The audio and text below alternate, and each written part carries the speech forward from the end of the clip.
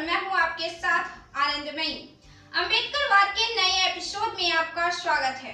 हिंदू धर्म पर अम्बेडकर का क्या विचार था, वे हिंदू धर्म को कैसे देखते थे और बौद्ध धर्म को किस मायनों में श्रेष्ठ मानते थे, इस वीडियो में हम इसी बिंदु पर चर्चा करेंगे। B.R. अम्बेडकर ने भारत को समानता, बंधुत्व और स्वतंत्रता का घर बनाने का प्रयास किया।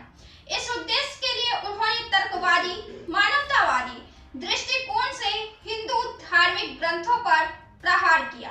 उन्हें लगा था कि जाति का विनाश तभी होगा जब हिंदू वर्णाश्रम धर्म और जाति व्यवस्था को पवित्र करने वाले धार्मिक ग्रंथों में विश्वास खत्म हो जाएगा।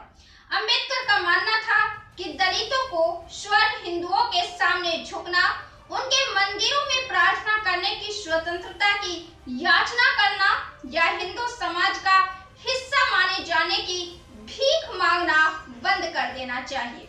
उन्होंने दलितों को सिखाया कि सम्मान और आत्मसम्मान का एकमात्र रास्ता उत्पीड़कों से भीख मांगना नहीं है, बल्कि उन्हें और उन सभी चीजों को चुनौती देना है जिन्हें वे पवित्र मानते हैं। हिंदू धर्म पर अम्बेडकर सभी समय में हिंदू सामाजिक व्यवस्था के सबसे बड़े आलोचक रहे हैं।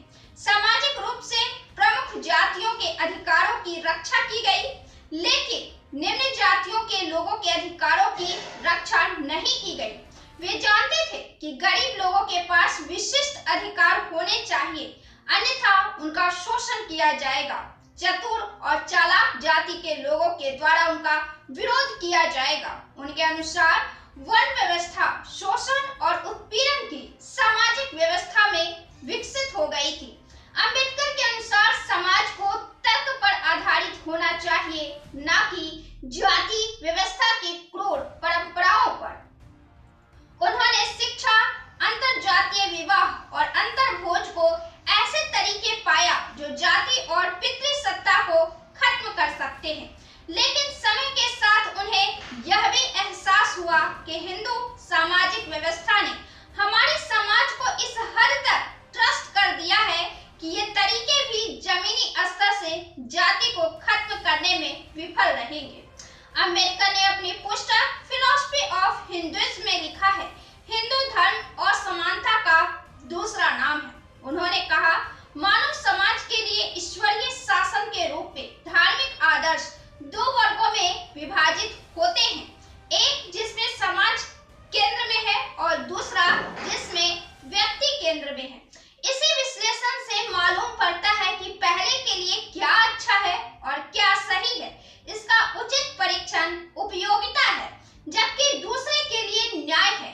अब हिंदू धर्म का दर्शन उपयोगिता या न्याय की कसौटी पर खरा नहीं उतरता है। इसका कारण यह है कि मानव समाज के ईश्वरीय शासन के लिए हिंदू धर्म का धार्मिक आदर्श एक ऐसा आदर्श है जिसमें व्यक्ति केंद्र में नहीं है। आदर्श का केंद्र न तो व्यक्ति है और न ही समाज, यह एक वर्ग है, महापुरुषों का वर्ग जिसे ब्राह्मण कहा जाता है। अम्बेडकर बहुत ही तर्कसंगत व्यक्ति थे। वे एक ऐसे धर्म का ईमानदारी से पालन करना चाहते थे जो किसी भी तरह के उत्पीड़न के खिलाफ हो, एक ऐसा धर्म जो व्यक्तित्व को मान्यता देता हो और किसी के व्यक्तित्व के विकास और वृद्धि में बाधा न डालता हो, एक ऐसा धर्म जो स्वतंत्रता, समानता और बंधुत्व के आधार पर स्थापित हो। उन्होंने हिंदू धर्म को ऐसे धर्म में बदलने की कोशिश की, लेकिन इस लक्ष्य को हासिल करने में